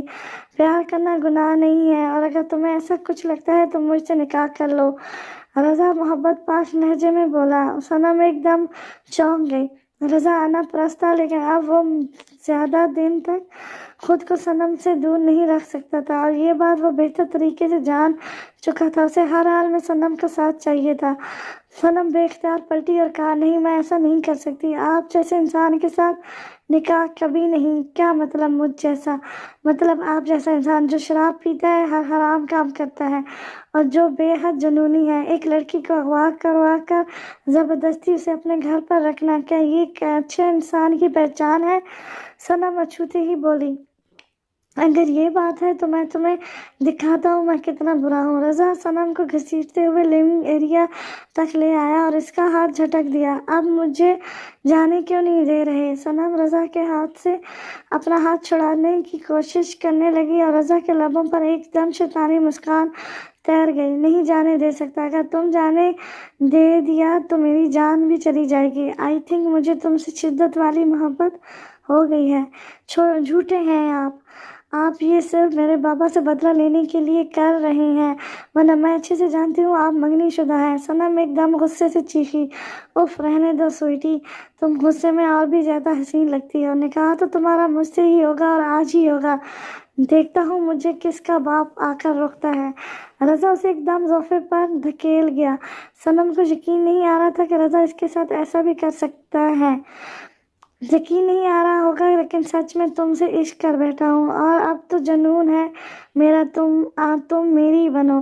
किसी और का तुम्हें बनता नहीं देख सकता, इसलिए तुम्हें अपनी दस्तरक में लेना चाहता हूँ। रज़ा मोहब्बत पाश लहजे में गोया हुआ, खुदारा मुझे जाने दीजिए मेरे आगा जान। चुप, एकदम चुप, हर वक्त आगा जान का आलाप करती हो। जाने दो यार, तुम्हारे बाप को तुम्हारी इतनी फिक्र रहती ना तो कब का तुम्हें मेरे कैद से छुड़ा कर ले जाता। तुम तो बस अब मेरे पास रहोगी। एकदम रज़ा एकदम जोर से दहाड़ा तो सनम खामोश हो गई। मैंने जो भी किया उसे भूल जाओ। ट्रस्ट मी, मैं एक अच्छा इंसान हूँ और तुम्हें बहुत खुश रखूँगा। अगर तुम मेरी नहीं हुई ना तो मैं बेमौत मर जाऊँगा। जब कल रात तुमने जाने का तज़किरा किया तो मुझे बहुत ज़्यादा तकलीफ़ हुई, ऐसी तकलीफ़ जो कभी मुझे नहीं हुई है। मैं रज़िया से प्यार नहीं करता हूँ, बस फैमिली ने चाही थी सो मैंने मंगनी कर ली थी, लेकिन मेरा दिल तुमको चाहता है। रज़ा एकदम इसके सामने घुटनों के बल बैठता हुआ रोआंसा सा हो गया। सनम को यकीन नहीं आ रहा था कि ये शोला शबनम कैसे बन गया। लेकिन मैं आपसे मोहब्बत नहीं करती हूँ, मुझे घर प्लीज़ देखें। मेरा इस दुनिया में मेरे आगा जान के सिवा कोई नहीं है। मैं इनसे बहुत मोहब्बत करती हूँ, वो भी मुझसे बहुत मोहब्बत करते हैं, जान लुटाते हैं अपनी, लेकिन हम गरीब हैं इसलिए वो अब आपका कर्जा नहीं उतार पाए, वरना हमारी भी इतनी इज्जत है जितनी आपकी मुआशरे में है। सनम तहम्मुल से बोली, इसका मतलब तुम मुझसे शादी नहीं करोगी अपने सो कॉल्ड सोच की वजह से। रज़ा गबज़नाक लहजे में बोला और इसके जबड़े अपने आईनी हथेली से जकड़ लिए। यू नो व्हाट, मैंने तुम्हारे साथ नरम होकर बात की क्योंकि और भूल गया तुम बहुत ज़्यादा हट धर्म और ज़िद्दी किस्म की लड़की हो। तुम्हारी रस्सी मुझे ढीली नहीं खींच कर रखनी चाहिए। छोटा मुंह बड़ी बात, तुम यहाँ से बाहर तक नहीं निकल सकती हो और मेरी कैद से आज़ाद होने का तो ख्याल ही फजूल है। तुम्हारी जैसी नन्ही सी चिड़िया काब के सामने डट कर खड़ी है, लेकिन वो नहीं जानती है मैं काब यानी रज़ा सुल्तान अली हूँ, जो सीधा तुम्हारे पंख नोचकर गर्दन से दबोच कर तुम्हें हमेशा के लिए पिंजरे में कैद कर सकता हूँ। इसलिए अपनी औकात ज़हन में रख कर बात करो। रज़ा की सुर्ख होती आंखें सनम की सी ग्रीन आंखों में गिरी थी जो आंसुओं से लसपरेज थी। चलो शाबाश, रोना धोना बंद करो, एक कप अपनी हाथ की कड़क चाय पिला दो। सनम रोती हुई वहां से भाग गई और किचन में आकर सीधा फर्श पर बैठती चली गई और आंसू टूट टूट कर गालों पर बहने लगे। दूसरी तरफ रज़ा आराम से सोफे पर पैर पे पैर चढ़ाए बैठा मोबाइल फ़ोन चला रहा था। उसे बहुत टेंशन थी क्योंकि जल्द से जल्द अब बगैर ताख़ीर के उसने निकाह करना था। सनम को घसीटते हुए ले जाकर रज़ा ने सनम को स्टोर रूम में बंद कर दिया था। रज़ा सर प्लीज़ दरवाज़ा खोलें। सनम दरवाज़ा पीट पीट के थक चुकी थी, लेकिन रज़ा के कानों में जूं तक नहीं रेंगी थी। अब आज शाम तक तुम इसी में रहो जब तक हमारा निकाह ना हो जाए, रज़ा सदमहरी से बोला। सनम इसकी आवाज़ सुन वापस से सर पकड़कर बेड पर बैठ गई। रज़ा ने उसे गर्दन से दबोच कर कमरे में बंद कर दिया था और दूसरी तरफ सनम का रो रो कर बुरा हाल हो रहा था। रज़ा को आगा साहब या किसी को भी कानो कान भन तक नहीं लगने देना था। रज़ा ने सब कुछ इंतज़ाम कर लिया था। आगा साहब अपनी चादर दुरुस्त करते हुए लॉन्ज एरिया में आए जहां आर्यान बैठा हुआ था। तुम आखिर चाहते क्या हो लड़के? आगा साहब कड़क आवाज़ में बोले। मैं कुछ नहीं चाहता और आप अच्छे से जानते हैं मेरी चाहत क्या है और कौन है, फिर भी आप अनजान बने रहे। आर्यान टांग पर टांग चढ़ाए बैठा सामने लगे सनम की मुस्कुराती हुई तस्वीर को देखने लगा। निकलो और इसी वक्त अपनी शक्ल गुम करो, इससे पहले मैं तुम्हारे बाप राय चौधरी को तुम्हारी घटिया हरकत के बारे में बता दूं। आगा साहब एकदम गुस्से से चिराग पा हो गए। ठीक है, फिर मैं चलता हूँ, लेकिन मुझे इस बात का बहुत दुख होगा जब सनम को इस बात का इल्म होगा कि वो जिसे अपना बाप समझती है वो तो इसके आस्तीन में छुपा सांप है। आर्यान अस्तरजा से हंस दिया तो आगा साहब ने मुठ्ठियां भींच ली। तुम्हारी बकवास पर सनम जान कभी यकीन नहीं करेगी। आगा साहब बज़ेरे तो हिम्मत से बोले, लेकिन अंदर एक डर सा बैठ गया था। ठीक है, वो तो वक्त बताएगा। आर्यान उठकर बाहर चला गया और आगा जान के चेहरे पर झुर्रियों के साथ साथ एक मकारपन भी देखने लगा। आगा साहब किसी भी हाल में सनम को खोना नहीं चाहते थे। माजी की हौलनाक बातों को भुला चुके थे। अब एक शरीफ शख्सियत के इंसान बनकर जिंदगी गुजार रहे थे। इनकी पूरी जिंदगी सनम में समाई थी और आज सब कुछ अपने हाथों से वो तबाह बर्बाद नहीं कर सकते थे। सबसे पहले सनम को रजा के जंगल से छुड़वाना था। फिर आगा साहब ने सोच लिया था कि वो अपनी सनम जान को लेकर कहीं दूर चले जाते, जहाँ कोई भी इनको जानता पहचानता ना हो और ना ही माजी की परछाई इनकी खुशहाल मुस्तकबिल पर पड़ती। अरसम बैठा कोई ज़रूरी फाइल चेक कर रहा था, तभी लिविंग रूम में साहिदा बेगम आ गई। बेटा, आज तुम्हें मिसबा को लेकर शॉपिंग पे जाना है, जाओ जल्दी से, शाबाश तैयार हो जाओ। नहीं मम्मा, आज नहीं, आज मुझे इंस्पेक्टर माजिद से मिलना है। सारम झुंझला कर बोला, वो सादगी जिंदा है और इसी शहर में है। आरम जोशीले अंदाज में बोला, वो 20 साल पहले मर चुकी है और तुम अब तक इस केस पर पीछे पड़े हो। साहिदा बेगम को खौफ सी हुई। नहीं, वो जिंदा है और देख लेना आप, मैं उसे ढूंढ निकालूंगा। बेटा, मरे हुए जिंदा नहीं होते हैं। जिस रात एक्सीडेंट हुआ तुम्हारी मम्मा पापा के साथ सादगी भी थी और वो बात अलग है। तुम्हारे मॉम डैड की बॉडी मिल गई थी और सादगी की नहीं मिली थी। सादगी छोटी बच्ची थी और इस रात मौसम ठीक नहीं था। पुलिस वालों ने बताया कि शायद इनकी बॉडी खाई में गिर गई है। साहिदा बेगम आगे आकर बोली, आपको लगता है ना मैं पागल हूँ या मेरी कोशिशें नाकाम होगी? देख लेना आप, एक दिन आपके सामने मैं अपनी बहन को ढूंढ निकालूंगा। आसिम खिसखा बोला, मैं जानती हूँ तुम उससे बहुत प्यार करते हो और जब वो 3 या 4 की होगी तुम 10 साल के होगे। बेटा, तुम्हारा दिल आज भी मानने को तैयार नहीं है कि सादगी मर चुकी है। तुम्हें लगता है कि कहीं से मुआवजा हो जाएगा और वो तुम्हारे सामने आकर तुमसे लिपट जाएगी। साहिदा बेगम बेटी को तासुफ से देखने लगी तो आसिम ने फाइल को टेबल पर जोर से पटका और बोला, बस आपको और पापा को लगता है मेरे दिमाग में कोई गड़बड़ है। मैं कोई भी बात खाली खोली नहीं बकता हूँ। ये देखें सबूत, सादगी मरी नहीं, जिंदा है मेरी बहन। वो मेरे वजूद का हिस्सा है, मेरे अंदर सांस लेती है, मेरे अंदर जीती है। और जिस रात मॉम डैड का एक्सीडेंट हुआ उस रात सादगी जिंदा थी। उसके सर पर चोट आई थी लेकिन वो सांस ले रही थी, जिंदगी की रकम बाकी थी। तभी एक शख्स आता है और मेरी बहन को गोद में उठाकर ले जाता है। और ये बात मैं नहीं, इस बात की सीसीटीवी कैमरा कहते हैं। जब मैं न्यूयॉर्क में था तब मैं उस डॉक्टर से मिला था जिसने मॉम की डिलीवरी की थी और उन्होंने ही बताया कोई शख्स मेरी बहन को हॉस्पिटल ले कर आया था उसका इलाज करवाने के लिए, लेकिन उन्होंने बर्थ मार्क देखकर पहचान लिया कि ये कोई बच्ची नहीं यारवर की बेटी सादगी यावर है। उन्होंने इस शख्स से ज़्यादा पूछताछ की तो उसने मर्दान ने इन पर हमला कर दिया और बच्ची को गोद में उठाकर अस्पताल से भाग खड़ा हुआ। मतलब मेरी सगी बहन सादगी जिंदा है और इस शहर में ही है। डॉक्टर की मदद से हमने उस शख्स का स्केच तो बनवा लिया। मैं और माजिद बस उसे इसी तलाश में है। वो शख्स बस एक बार पकड़ जाए, फिर मैं देखता हूँ वो कैसे नहीं बताता कि मेरी बहन कहाँ है। आरसम गबज़नाक होकर बोला तो साहिदा बेगम सर पर हाथ रखे बैठ गई। तुमसे बड़ा बेवकूफ़ मेरी नज़रों से नहीं गुजरा। अरे वो डॉक्टर, 20 साल पहले की बातें उसे सब याद हैं, और अगर याद थी तो उसने हमसे रब्ता क्यों नहीं किया और पुलिस के इन्फॉर्म क्यों नहीं किया? एक पागल बुढ़ी की बात पर तुमने यकीन कर लिया। साहिदा बेगम हंस दी। चलो आपकी बात ही सही, लेकिन डॉक्टर तनवीर को मुझसे झूठ बोलकर क्या फ़ायदा? आरएम लापरवाही से शाने उचकाकर बोला।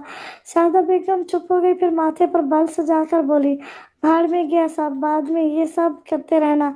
तुम्हारा रिश्ता जुड़ चुका है और तुम्हें आज मिसबा को शॉपिंग पे लेके जाना है। मैं कुछ नहीं जानती, 10 मिनट में तैयार होकर निकलो। हाँ ठीक है, जाता हूँ।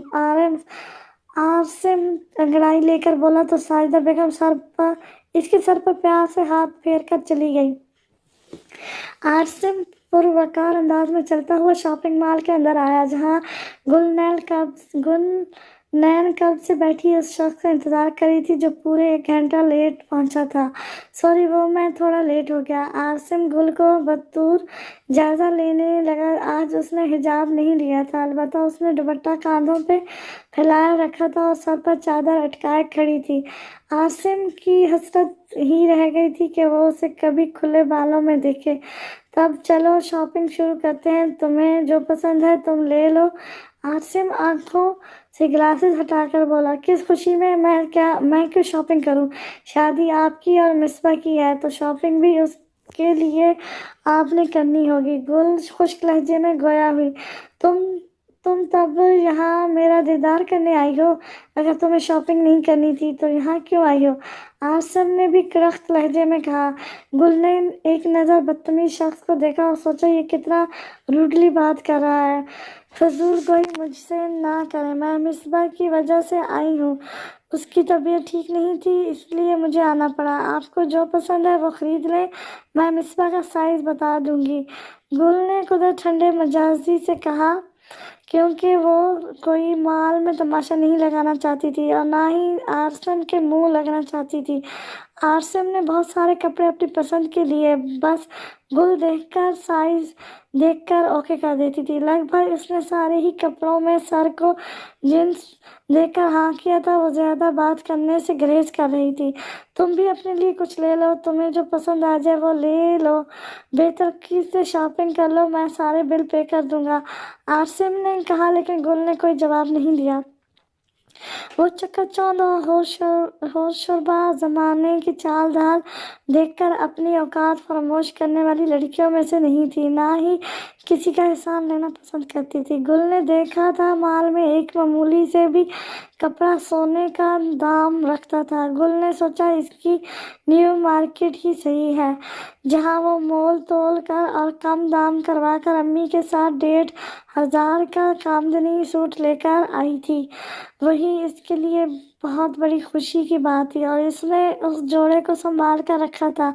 गुल, ये रंग तुम पर बहुत सूट करेगा। अचानक ही आसिम की आवाज़ पे गुल अपने ख्यालों की दुनिया से बाहर आई। आसिम हाथ में एक डार्क रेड कलर का ब्राइडल लहंगा लिए इसकी तरफ मुतवज्जो था। हाँ, लेकिन ज़्यादा ही ओवर लगेगा और मैं थोड़ी दुल्हन बनूंगी, सब लोग मजाक बनाएंगे। कोई सिंपल सा सूट नहीं है जो कफायती दाम में खरीदा जा सके, गुल ने उंगलियां मरोड़ते हुए कहा। लहंगा बहुत ही ज़्यादा भारी कामों से लदा हुआ था। ठीक है, सूट भी ले लेना, लेकिन मैं तुम्हारे लिए ये खरीद रहा हूँ। आसिम ने मुस्कुरा कर कहा, नहीं प्लीज़, ये बहुत ज़्यादा महंगा है और मैं ये नहीं ले सकती हूँ, अम्मी को भी पसंद नहीं आएगा और प्लीज़ आपका पैसा बहुत खर्च हो जाएगा। गुल ने सीधा इनकार कर दिया। अरे मैं गजाला माँ को समझा दूंगा, और पैसों का क्या है, पैसे कमाए किस लिए जाते हैं? खर्च करने के लिए, आरिफ उससे समझाते हुए बोला। लेकिन फिर भी मैं किसी का एहसान नहीं लेती हूँ और फिर भी ये बहुत ज़्यादा महंगा है। आपने पहले बहुत शॉपिंग कर ली है, कितने सारे पैसे खर्च हो गए होंगे आपके। गुल ने मासूमियत से झिझक कर कहा। सीरियसली आरिफ को इसकी बातों पर और इसकी मासूमियत पर बेख्तियार प्यार आया था। गुल की एक नहीं चली और आरिफ ने उसे बहुत सारी चीज़ें दिलवा दी। जब दोनों गाड़ी में आकर बैठे तो गुल बहुत ज़्यादा उदास थी। यार तुम इतना ज़्यादा क्यों सोचती हो, एकदम बीवियों के जैसे कि कम खर्च और कम कफियत। देखो मैं कमा रहा हूँ तो खर्च कर रहा हूँ, इतने पैसे जितने मैंने खर्च किए हैं मैं 1 घंटे में कमा लेता हूँ। बिजनेसमैन हूँ यार, तुम फालतू का टेंशन मत लो। आरिफ ने इसका मूड लाइट करने की कोशिश की, लेकिन गुल अपनी उंगलियों को उलझाए बैठी उससे खेलती रही। और रही बात मोल की तो डोंट वरी, खरा बिजनेसमैन हूँ, वक्त आने पर असल के साथ सूद भी तुमसे वसूल कर लूँगा। थोड़ा सा गुल की तरफ झुकते हुए राजदाना अंदाज में आरिफ ने कहा तो गुल ने चौंक कर इसकी तरफ देखा, जो नज़रों में शरारत लिए इसकी तरफ देख रहा था। गुल के गाल शर्म से तमतमा उठे और सोचा ये शख्स उसे पहली ही नज़र में مشکوک لگا تھا، اور اب تو وہ خود ہی اپنی زبان سے وضاحت دے رہا تھا۔ ویسے سچ کہوں تو تم پر ہر رنگ جچتا ہے، اور ہر رنگ میں تم مزید اور خوبصورت لگتی ہو۔ آرشم ٹھنڈی آہ بھر کر بولا، سارم تمہارا کون لگتا ہے؟ آرمس نے آہستہ سے پوچھا، اور گل نے اس سے سوال کی بالکل بھی آرم سے امید نہیں تھی۔ کزن ہے میرا، امی کو پسند ہے اور وہ میرا ان سے رشتہ طے کرنا چاہتی ہے، گل نے صاف گوئی سے کہا۔ اچھی بات ہے۔ آرمس نے سختی سے ہونٹ بھینج لیے۔ آپ کی طبیعت تو ٹھیک ہے نا؟ گل کو کچھ گڑبڑ سا لگا، آج آرمس بہکی بہکی باتیں کر رہا تھا۔ آرمس نے کچھ نہیں کہا اور اسے سیدھا اس کے گھر جا کر چھوڑ دیا۔ مرتضیٰ صاحب اور رضیہ آج دونوں ہی گیسٹ ہاؤس میں آئے ہوئے تھے، اور صنم کمرے میں بند پڑی تھی۔ رضا کو بنا خبر دیے ہی آج دونوں آ دھمکے۔ اب رضا مشکل میں پڑ گیا تھا، کیونکہ صنم اور آج اس کا نکاح تھا، اور مولوی صاحب اور رضا کے چند دوست لوگ بھی آنے والے تھے۔ مرتضیٰ صاحب رضا کو یوں تیار دیکھ چونکے ضرور تھے، کہیں جانے کی تیاری ہو رہی تھی۔ مرتضیٰ صاحب اسے یوں تیار اور سجا سنورا دیکھ پوچھ بیٹھے، نہیں کہیں نہیں، بس ایسے ہی۔ آپ لوگ بتائیں، اچانک یوں آپ لوگوں نے تو سرپرائز دے دیا۔ رضا جبراً ہنس کر بولا، ہاں بھائی، سوچا تمہیں تو کوئی باپ کی فکر نہیں ہے تو میں ہی چلا آتا ہوں۔ خیر کوئی بات نہیں، میں بس اتنا کہنے آیا تھا کہ مصباح کی شادی اور دیگر رسومات میں تمہیں ایک بڑے بھائی کی طرح شامل رہنا ہے۔ مانا کہ رشتوں میں تلخیاں ہیں، لیکن تمہیں یہ یاد رکھنا چاہیے کہ وہ تمہاری بہن ہے۔ جی بابا، میں سمجھ گیا۔ رضا حامی بھر گیا، کیونکہ ابھی اس نے اپنا پیچھا چھڑوانا تھا۔ واہ بھائی، ایک بار میں تم نے میری بات مان لی، مجھے تو لگا مجھے بہت سمجھانا پڑے گا۔ مرتضیٰ صاحب ہنس کر بولے، رضا ڈرتا تو اپنے باپ سے بھی نہیں تھا، لیکن صنم کو لے کر وہ بہت پوسیسو تھا۔ وہ جانتا تھا اس کے بابا اگر صنم کے بارے میں جان لیتے تو اس کی جان کے پیچھے پڑ جاتے۔ پہلے بھی شروعات میں کہہ چکے تھے کہ آغا شہباز صدیقی کو جان سے مروا دو تاکہ جلد سے جلد پیسے مل سکیں۔ اس لیے رضا خاموش تھا اور مصلحت سمجھتا تھا، ورنہ اگر وہ بغاوت پر ہوتا تو نقصان صرف رشتوں کا ہوتا اور باپ بیٹے کے بیچ دوریاں آ جاتی۔ وہ صنم کہاں ہے؟ رضیہ کے منہ سے جیسے نکلا، رضا نے ایک خطرناک نظر اس پر ڈالی۔ کون صنم؟ مرتضیٰ صاحب تحریر سے پوچھنے لگے۔ وہ انکل، آپ کو نہیں پتا، وہ آغا صاحب کی بیٹی جنہوں نے رضا سے قرض لے رکھا تھا۔ رضا نے صنم کو اپنے یہاں قید کر رکھا تھا تاکہ آغا صاحب جلد سے جلد پیسے لوٹا دیں۔ رضیہ جھٹ پٹ سب بتانے لگی۔ کیا رضا، ابھی تک تم نے اس لڑکی کو آزاد رکھا چھوڑا ہے؟ مرتضیٰ صاحب کو حیرانی ہوئی۔ بابا، وہ کل پیسے لوٹانے والے ہیں، میں کیوں کسی بے قصور کی جان لوں؟ رضا رضیہ کی طرف دیکھ کر بولا، جو مکرممی کی طرح مسکرا رہی تھی۔ چلو تب یہ بھی صحیح ہے، اب ہم چلتے ہیں، بہت سارے کارڈز اور ضروری کام ہے۔ مرتضیٰ صاحب اٹھتے ہوئے بولے تو رضا ان کے گلے لگ کر الوداع کہنے لگا۔ مرتضیٰ صاحب کے ساتھ رضیہ بھی چلی گئی تو رضا نے سکون کا سانس لیا اور اسٹور کا دروازہ کھولا جہاں کوئی نہیں تھا اور کھڑکی کھلی ہوئی تھی۔ رضا نے مٹھیاں بھیج لیں اور سوچو صنم کی اتنی ہمت جو اس سے چکمہ دے کر نکل گئی۔ صنم اسٹور روم میں بیٹھی روز سسک رہی تھی، لیکن وہ فیصلہ لے چکی تھی کہ وہ رضا کے ہاتھوں کا کھلونا نہیں بنے گی اور نہ ہی اس سے نکاح کرے گی۔ عزت کا تقاضا اسے اکسا رہا تھا کہ وہ یہاں سے بھاگ نکلے، لیکن رضا کے غصے اور غیظ و غضب سے ڈرتی تھی۔ لیکن صنم نے ہمت کی اور کھڑکی کی طرف دیکھا، جو زیادہ اونچائی پر نہ تھی، بڑی سی کھڑکی تھی اور ایک آدمی آرام سے چھلانگ لگا کر بھاگ سکتا تھا۔ کھڑکی پوری کھلی ہوئی تھی، اس لیے صنم نے اسٹور روم میں پڑے پرانے ڈبوں کو اکٹھا کیا اور اس پر چڑھ کر کھڑکی تک پہنچ گئی۔ کھڑکی تک تو پہنچ گئی، لیکن اب اصل مسئلہ نیچے چھلانگ لگانے کا تھا۔ زیادہ اونچائی نہیں تھی، لیکن پھر بھی صنم ڈر رہی تھی۔ اسی ادھیڑ پن میں کافی وقت گزر گیا، لیکن مرتا تو کیا نہ کرتا والی بات تھی، اور اس لیے صنم آغا جان کو یاد کر کے نیچے کود گئی۔ ہلکی سی کھروچ اس کے گھٹنے میں لگی تھی۔ صنم نے ایڑی چوٹی کا زور لگایا اور اٹھ کر آسمان کو دیکھا۔ آج کتنے دن بعد اس نے کھلے آسمان میں دیکھا تھا۔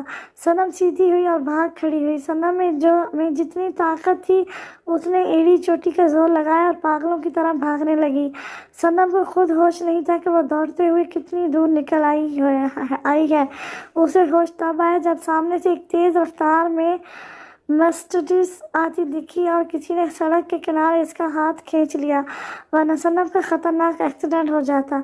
सनम कल रात से भूखी प्यासी थी। कुछ न खाने पीने की वजह से इसका सर जोर से घूम गया और बंद होती आंखों से उसने उस शख्स को देखा जिसने इसकी जान बचाई थी। सनम का अचानक ही सर चकरा गया और वो धप से वहीं गिर गई।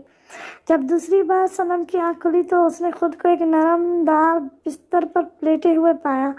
सनम फौरन उठ बैठी और यहाँ वहाँ देखने लगी। सोफे पर बैठा अरियान उसे हवस भरी निगाह से नहा रहा था। अरियान, तुमने ही मेरी जान बचाई थी ना, शुक्रिया तुम्हारा। सनम को याद आया वो शख्स कोई और नहीं अरियान था जिसने इसकी जान बचाई थी।